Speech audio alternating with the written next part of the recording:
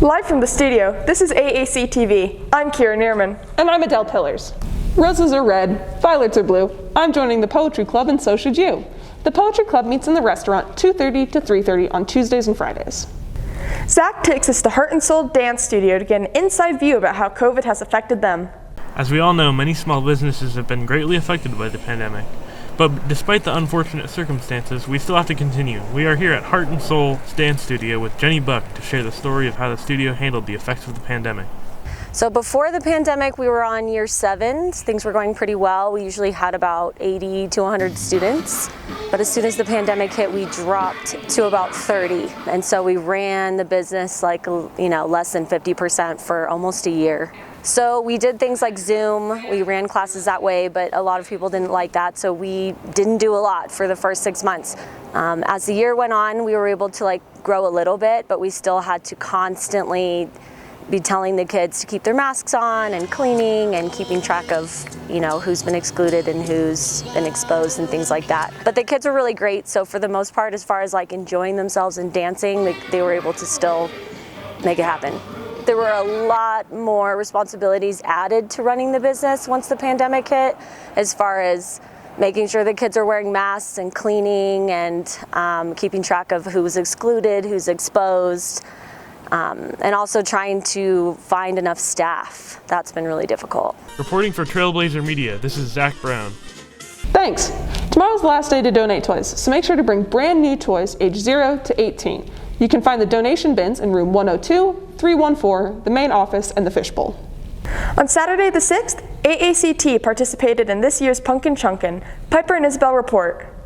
Hi, I'm Isabel Malone with AACTV. Here at ADELE Farms, we're repurposing old jack-o'-lanterns from decorations to a new fall tradition. The annual event continues this year with more excitement than ever, since competitors have had an extra year to prepare their pumpkin hurling contraptions. The competition varies in age groups, allowing students of all ages to show their STEM skills.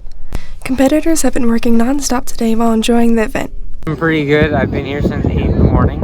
We set it up and now we're launching it. It's actually pretty good. And we launched the magical holy hand grenade. We got us 109 yards up. The AACT Engineering Academy has been creating and adding on to the trebuchet for the past years. This year, AACT beat out the competition with hurling the pumpkins the farthest. So far, AACT beat us this year. Hopefully not next year. We'll see. But we did a good job. All the boys did good. I can't be any prouder than any of them. Reed has a very good, very younger year team. And I'm pretty sure they'll do damn fine in further future years. But other than that, we got some improvements to make. And hopefully we'll beat them next year.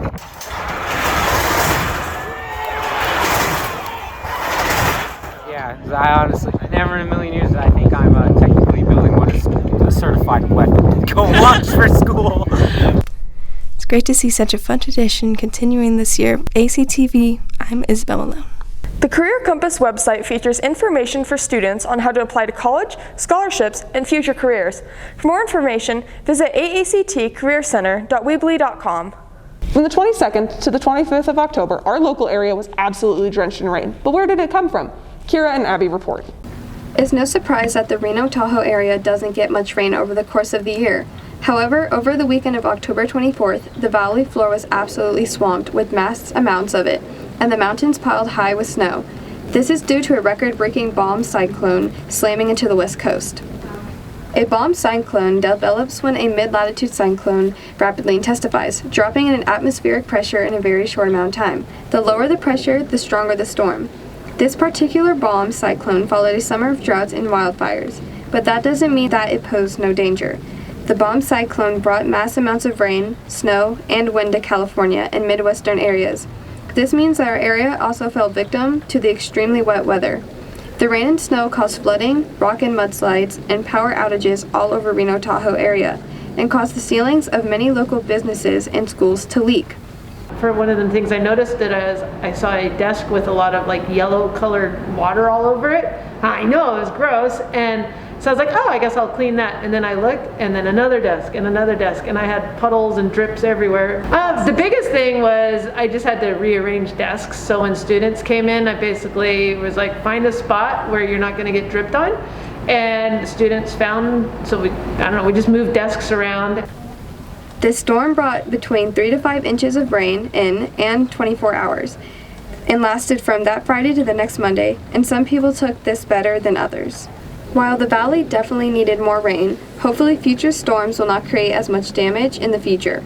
With AACTV, I'm Abby Sheets. Leadership applications for next semester are now open. If you are a freshman or sophomore and want to join leadership, scan this QR code to apply and pick up teacher recommendation forms from room 108. Now we go to Luke for the weather.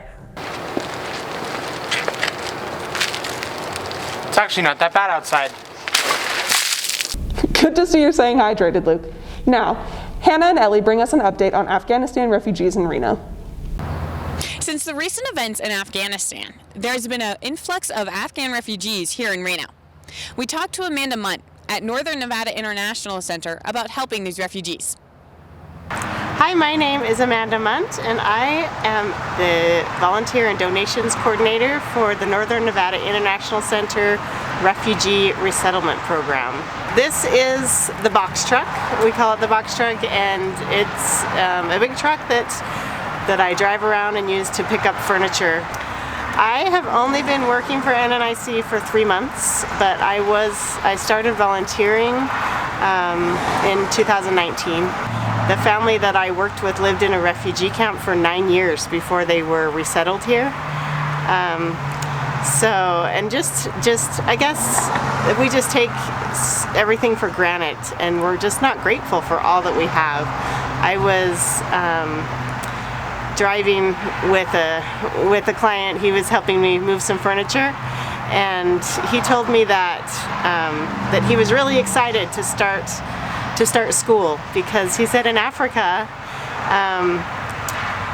he had to quit school after 5th grade and go work in a factory so that he was sewing clothes in a factory so that he could earn money so his family could eat. And he said, here my family has food and I can go to school. So my job, I help to train the volunteers and do background checks and do all the paperwork with the volunteers, and also do some coordinating with like asking volunteers to take a family to the grocery store, so some of the coordinating with that. We have a volunteer youth mentor program, so that's another way that volunteers help. So we are super grateful for all of our volunteers, because this job would not be possible without them. She tells us how the Afghanistan crisis has affected her work. I guess we've just gotten a lot busier. When I first started, we were resettling about 1 family a month, and now we're expecting to resettle 2 families a week with the Afghanistan crisis. So it's gotten a lot busier. We're moving families, we're getting ready, we're gathering furniture, we're ramping up. Zahra, they came from Afghanistan, and they were refugees in Turkey before they came here. Zahra has a sister named Fatima who's 9 years old, and they've been here in the United States for about 3 months, and I have helped them move twice since they got here. Securing housing is really difficult to find permanent housing for people to rent that's affordable. So they had a 2-month lease, and then we moved them into temporary housing, but now they're in their permanent home. I mean, I think that's the biggest thing, just been so much more grateful for all of the opportunities and realizing how lucky we are to be in this country. Let's meet Zara, a refugee who has recently moved to Reno. My name is Zahra. Bulmak çok zor. Finding a house was really difficult. It seems like it's not easy to find a home here, and so this was a pretty tough thing for us. Nasıl desem, böyle küçük ve içinde böyle. The stores back in my home country are smaller, and they tend to have fewer items, like maybe bread and eggs and just a few things, not the breadth of things that are available here. Ve insanlar aşırı derece. People here just smile all the time. Now let's meet Victoria, the translator who speaks Turkish, who helped us with our interview today. My name is Victoria. I started volunteering in July of this last summer. I lived in Turkey for a time and I learned it while I was living there. Well, actually, I've only helped the Zada family so far, so I don't have a lot of experience yet, but yeah, we've gotten to know each other and they've had me over for dinner and I've gotten to show them around Reno a bit.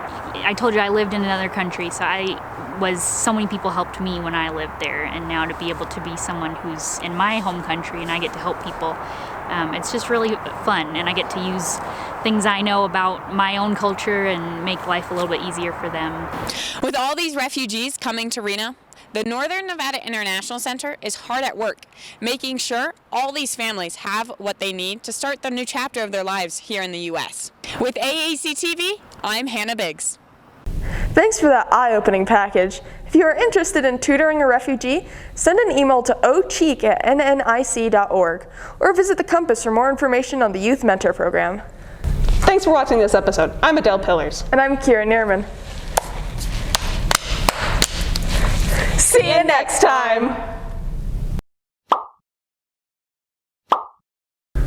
Gandalf, well, I'm happy that you're back here in the Shire.